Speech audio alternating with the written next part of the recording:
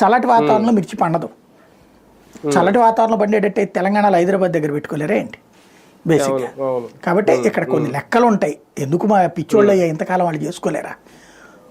వాళ్ళు పండించే వాళ్ళకి కొన్ని ఉంటాయి. వాళ్ళ దగ్గర పండ్లు అట్లాంటివి మనం పండించలేము. అట్లాంటి మనం కేంద్రం మీద పరిస్థితిని కేంద్రం మీదకి ఏమన్నా తోసేస్తున్నారా చంద్రబాబు నాయుడు గారు? ఎంఐఎస్ కింద వాళ్ళే దీని మీద జోక్యం చేసుకోవాలి, 100% వాళ్ళే భరించాలి అని చెప్పడం.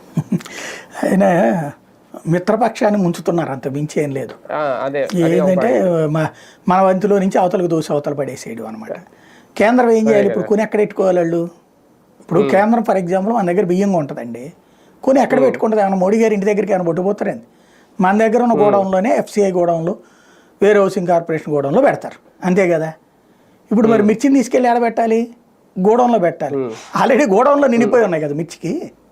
అదే కదా వాస్తవంగా కనుక గోడౌన్లు ఖాళీగా ఉంటే ఈ పాటికి మిర్చిని తీసుకెళ్ళి ఆడ దాచుకునేవాళ్ళు రైతులు. తక్కువ రేటు వచ్చినప్పుడు దాచేస్తారు, ఎక్కువ రేటు వచ్చినప్పుడు అమ్ముతారు. ఇక్కడ గోడౌన్లను పెంచేటటువంటి పాత్రని మానేశారు ఈ మధ్యన. ఆ మధ్యన మోడీ వచ్చినప్పుడు బాగా డెవలప్ చేశాడు.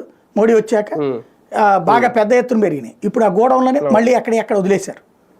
గోడౌన్లు పెరిగిపోతే ఈ సమస్యలు ఉండవు. అది ఆలోచించుకోవాల్సి ఉంది. సార్, ఫైనల్ గా మిర్చి రైతులకి రాష్ట్ర ప్రభుత్వం లేదంటే చంద్రబాబు నాయుడు గారు ఏం చెప్పారు? దీని ద్వారా ఏం మెసేజ్ ఇచ్చినట్టు?